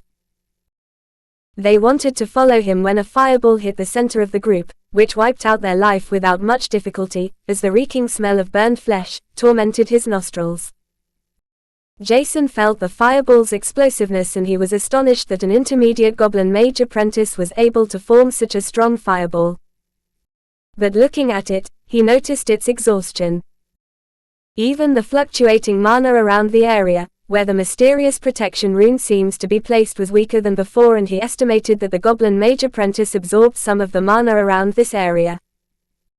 There were still 3 goblin soldiers hanging on the life thread when Jason finished them off without regarding their pained cries. He was disgusted about the goblins' cruelty amongst each other, killing its own brethren to assassinate a single human. Was it worth the sacrifices? Jason didn't think so, but for goblins it could be, and he didn't want to think about this anymore as he approached the last goblin that was alive. The mage apprentice. It looked like the protection rune was still able to do something, and Jason wondered if it would only deflect projectiles or not. However, seeing that the goblin mage apprentice was without any combat strength left, Jason wasn't all that scared about a counterattack. When he was only 2 meters apart from it, the goblin tried to attack him, but it was useless as Jason used throwing knives to pierce its joints, crippling it and destroying its last resistance. Apparently, the protection rune was engraved on a necklace and he had never seen the rune at all. However, the rune was only able to deflect projectiles, and Jason killed the last goblin before picking up his spoils. Injecting mana into the almost completely depleted rune, it began to shine more vibrant and Jason's whole stored amount of mana was used up. He estimated that the fully empowered rune should be able to block projectiles at the intermediate awakened rank to prevent sniper or affinity-based enemies to assassinate them. Being able to inscribe various types of runes meant that the Goblin Runemaster's knowledge was vast. Even if the runes were low-based ones, the material used for all of them seemed to be extremely cheap. Chapter 109 Goblin Slayer by Hydesgrain. With strong equipment and external help, humans were able to kill beasts at higher stages than their own, and thinking about the goblins' equipment Jason encountered, he felt somewhat complicated. If goblins were able to produce protection pendants which could deflect projectiles and enhance simple stone weapons, what were they waiting for? Will they gather more strength until they could overwhelm Syro City with the sheer number, or was their plan grander? There has to be at least one extremely smart and knowledgeable goblin, considering that their society gifted the lower-ranked goblins weapons and pendants with inscribed protection runes. Are they scheming something, or what are they waiting for? Jason thought, and he couldn't answer this question no matter how long he thought about it. The only thing that made Jason relatively satisfied was his mana core that was about to be completely consolidated. After fighting another few battles against smaller groups of tens of goblins, he felt his core being completely solidified because the passive mana gathering technique would take some time to finish the process. When it was lunchtime, Jason decided to go back inside the dome to practice his Heaven's Hell technique. Furthermore, he sent his teacher pictures of the protection pendants, and the runes inscribed on the amplified stone weapons. He wanted to be sure, as he thought his teacher was the most knowledgeable person he knew, and he remembered him inscribing a magic circle, which indicated his identity as a runemaster. If not even Mr. Grile knew about these inscriptions, something had to be wrong, and for Jason, being safe was more important than sacrificing his life needlessly. After he finished his practice, there was still no message from his teacher, and Jason decided to go back hunting some goblins. Leaving the protection of the dome, Jason saw a few injured heavily hunting teams consisting of youths that were only slightly older than him, staggering to the dome's protection. They looked terrified, as if they escaped Grim Reaper by a hair, and Jason wondered what scared them so much. He thought these youths were extremely dumb, as they immediately stopped advancing once they entered the dome. The dome was only a transparent wall that let everything go through, and if these groups of youths were pursued by beasts or goblins, it would still take a few seconds until the dome's AI could annihilate the threat. Projectiles wouldn't be seen as threats to the city, and elemental attacks or arrows and other long-range attacks could easily find their targets, even if beasts stopped in front of the dome. Jason's mana eyes were always activated outside the dome, and looking at the injured youths, he suddenly sensed that something was wrong with them. Poison. Is this also the work of goblins? Jason asked himself, but his eyes only told him that the poison wasn't lethal enough to kill someone at the adept rank and could at most paralyze them. He had a certain innate resistance to poison due to Scorpio. As such, the effect wouldn't be that much of a threat to him, however, it was still worrisome. He continued his hunt, and after some time, Jason just decided to not use his bow and immediately sneak up to the goblins, as it was much faster that way due to the existence of goblin mage apprentices that sacrificed their own brethren. The more goblins Jason killed, the easier it was for him to predict their movements. After killing the sixth large group of goblins, something began to change innately. It was already close evening, and he noticed many goblins using blast pipes with poison, which was not exactly an advantage for them, as they fought Jason. Rather, it would make his onslaught much easier, and he lost count how many goblins he slaughtered throughout the whole day. His golden eyes were flickering even more vigorously, and the goblins that looked into his eyes were scared to the bones, causing them to step back as they shivered in fright. He hadn't sustained many injuries, and only a few small cuts and poisonous darts hit him. The poison was not entirely useless, but the whole massacre was already over when he noticed the effect. Jason was about to pick up the goblin corpses when he senses mana fluctuations from behind. Exerting the weightless steps to the limits, in addition to him covering his body in a mana membrane, Jason jumped to the side, rolling over a dead goblin corpse, squashing it. Only a moment later, he heard an explosion as 3 fireballs exploded where he previously stood. Turning to the direction where the 3 fireballs came from, and Jason's eyes widened in shock. Another 6 fireballs came flying towards him, and he could only make a big jump backward while activating the protection rune on the pendant. A large rune manifested in front of Jason, and fortunately, only one head-sized fireball flew right into his direction, while the other 5 exploded in front of him, blowing him 2 meters away. Rolling on the ground, Jason forced himself to stand up without wasting any time when he noticed that the protection pendant's mana was already used up, and with his current remaining mana, he wouldn't be able to activate it anymore. He had only a quarter of his mana left, and looking at his enemies, Jason could only curse. There were 10 goblin mage apprentices standing in front of 3 adult human-sized goblins which were packed with muscles and razor-sharp fangs which stuck out from their jaw. Hobgoblins. Jason frowned, and upon scanning their incomplete mana core, Jason could immediately tell that they had evolved ranked beasts. As if that was not enough, behind these hobgoblins stood more than 100 goblin soldiers, as his skin was covered with goosebumps seeing his opponents. Jason thought that once such a horrifying scenario would appear in front of him, he would be scared shitless, but right now, he was terrifyingly calm. He sighed and told himself, in the end, the only good goblins are dead ones. as he felt like the protagonist of a fairy tale he heard a long time ago when he pulled out his mana pistol. Jason's eyes turned cold and killing intent gushed out of him when he switched his mana pistol's magazine calmly to anti-magic bullets. Without caring about the eerie and bloodthirsty cries in front of him, his eyes began to flicker violently, giving the fear inside him not a tiny chance to overwhelm Jason's thought.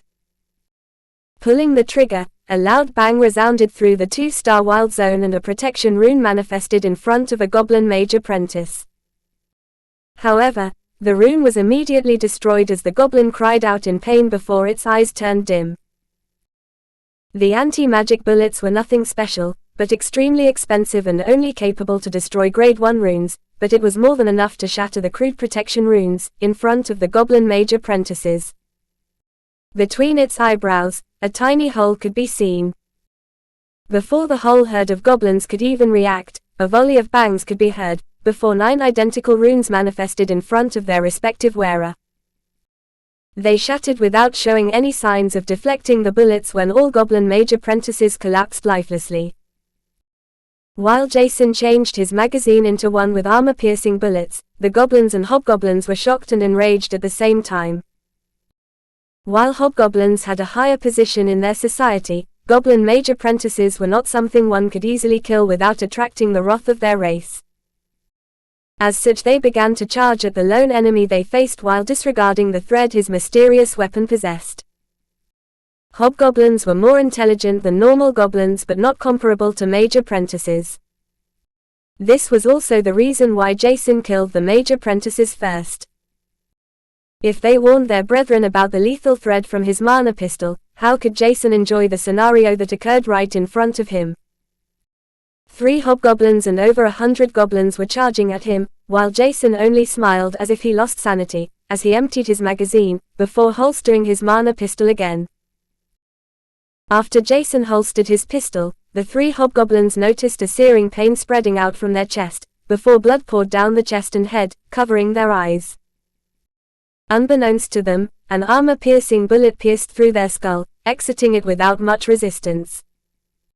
They felt weaker and tried to wipe away the blood covering their eyes, but it was too difficult for them to lift their arms. Each step felt heavier and more difficult than a step before, and they only noticed the goblin soldier overtaking them before they collapsed on the ground. Only a few moments later, their life force dissipated with dead corpses remaining.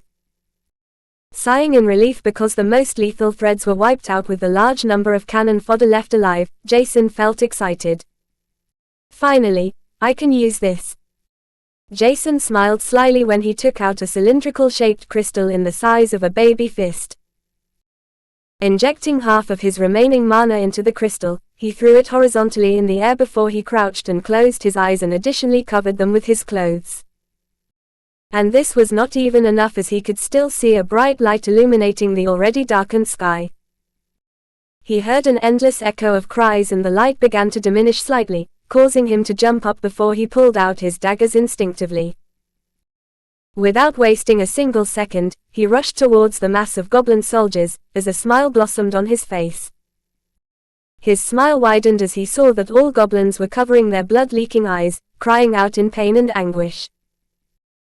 The cylindrical-shaped crystal he threw into the air with his mana injected was a primal luminous crystal, that was mainly used to illuminate streets with a marginal amount of mana injected. Injecting too much mana into this crystal would cause the inner structure to overdrive and cause a forceful reaction by the crystal. This reaction would cause a terrifying bright light to appear, which could cause even expert ranks to be dazzled for a few minutes without being able to blind them completely. Looking straight into this light would cause awakened beasts and adept-ranked humans to become dazzled for hours with a high chance of becoming blind, and Jason used this overdrive effect to blind the horde of goblins in front of him. He had never thought that all goblins would look into the primal luminous crystal, and he felt fortunate, even though he was confident in defeating a few uninjured goblin soldiers. As such, he started his onslaught of goblins before he picked up the primal luminous crystal that began to crackle lightly.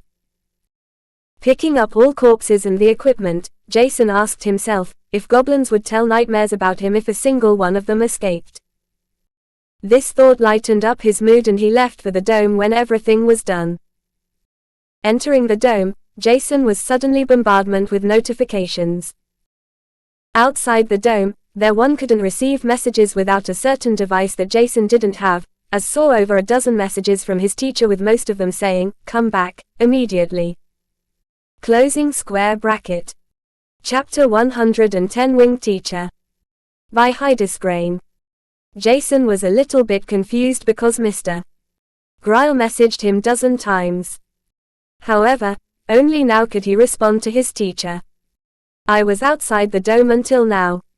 What's wrong?" Jason asked, not knowing what exactly was going on. "Don't leave the dome's protection for the time being. Something is wrong with these goblins and we still can't figure out what. Fortunately, nothing happened to you and you haven't met larger hunting groups. Students below the expert rank are forbidden to leave the dome for the time being."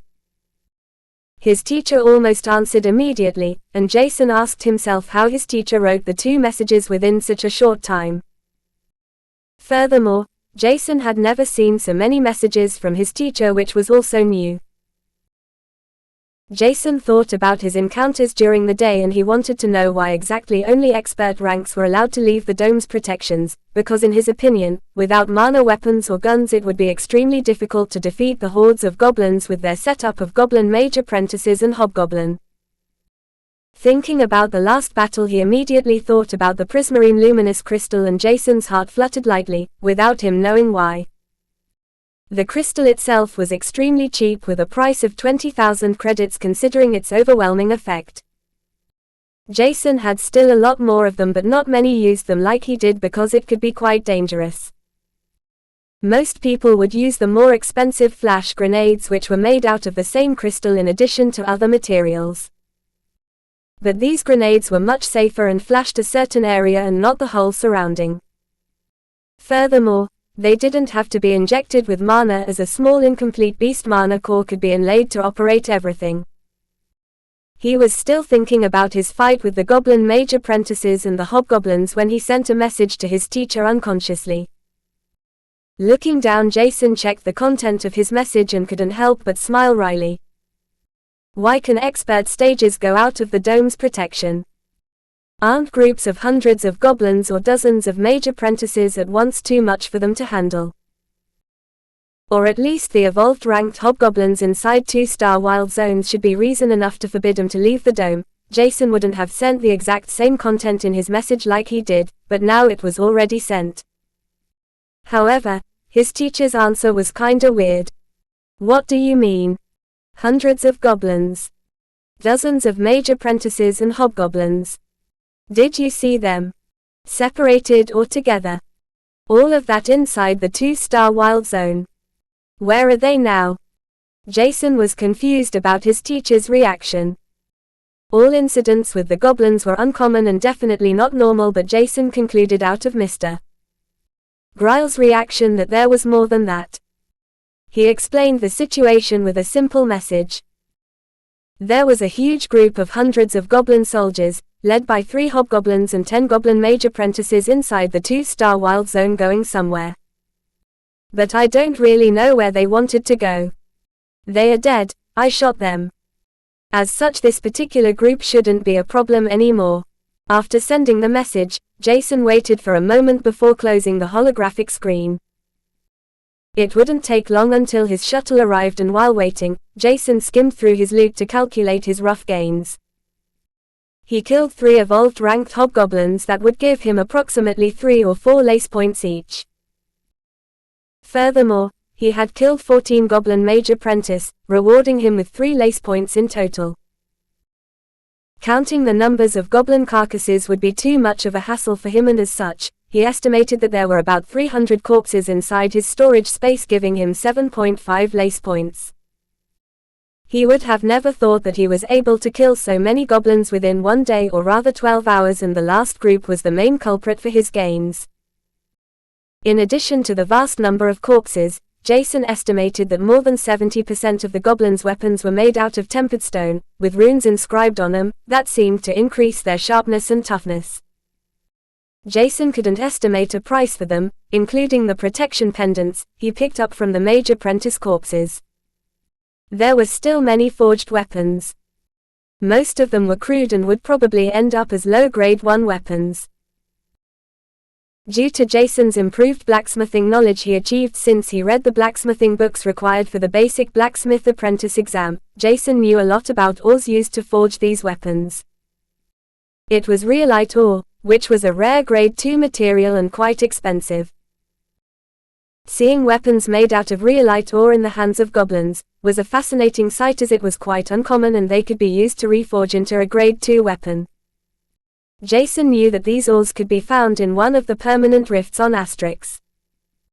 The permanent rift was a lush, vast mountain range with many ores inside and a habitat for many unblemished ranked beasts. There are a few magical ranked and lower ranked beasts, but mostly unblemished beasts dominated the mountain range plain. Its size was larger than Asterix and many mines were situated there, causing Jason to wonder how the goblins were able to get their tiny hands on rhyolite ore. Did they mine them by themselves or have they ambushed merchants? Jason couldn't find an answer and he decided to not think about that right now. Considering the value of rhyolite ore, Jason was confident in getting a good amount of credits for it. There were also a few grade 1 weapons that remained from killed hunter teams and Jason felt sour about that. This soreness, however, wouldn't prevent him from selling these weapons later on as he began to estimate their value. Before Jason could finish his train of thoughts, he felt a strong air current blowing through his surroundings, and with a sudden boom, his teacher appeared in front of him. Looking at his teacher with widened eyes, it was impossible for him to not notice something in particular, which frightened Jason for a short moment. His teacher had white wings on his back. He isn't from the winged race, right? He questioned himself but shook his head in denial after remembering that his teacher said that he was from one of the big families. Not a tiny speck of mana fluctuations could be sensed by him before, and his exceptional senses were useless against Till's speed. If they were enemies, Jason could get killed without him noticing it, which was scary. But seeing his teacher's slightly worried face, Jason knew that he didn't have to be on guard against him. He didn't know what to say as his teacher picked him up, enveloping both of them in a thick film of mana. Before he knew what was going on, Mr. Gryle's white wings, which had tiny golden specks inside them, began to flap violently as they ascended into the air. Jason only noticed that his feet loosened their connection to the ground below him and suddenly they soared through the sky to the city. He couldn't estimate how fast they flew through the sky, but looking around, Jason noticed that the surroundings looked slightly blurred. Turning his gaze to the ground, he saw a slightly larger black dot moving towards the dome's directions. Oh. Is that the shuttle? He asked himself, and its pace looked extremely slow compared to his current speed. The whole situation was awkward as Mr. Gryle was holding Jason with a firm grip and Jason wanted to question his teacher what was going on, but he would have to wait for some time. It took them only 2 minutes before they reached the city. Upon reaching the city, Mr. Gryle slowed down. Less than 5 minutes later Jason noticed that their speed decelerated even more as it looked like they were about to land. Suddenly, he noticed that they were above a school with a huge forest surrounding it almost completely. At least, that was what Jason thought, as the outlines of it looked similar to their own school. But they didn't land in front of the school buildings or behind the school gates, rather than that it seemed like the destination was somewhere within the forest.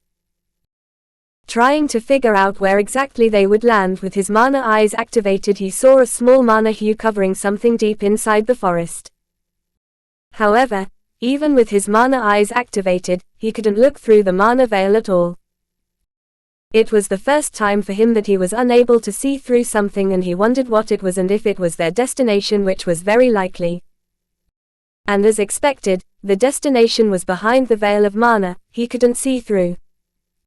Descending slowly, their feet were the first that slipped through the veil without hindrance. Once his whole body went through, Jason's eyes widened unconsciously. His mana eyes detected more than 10 terrifying mana fluctuations which were fully exposed, while hundreds of weaker mana could also be sensed. Their mana fluctuations were weaker than his teacher's, but comparing their innate characteristics, his teacher's mana fluctuations were gentle and kind. Jason couldn't help but cry out in shock.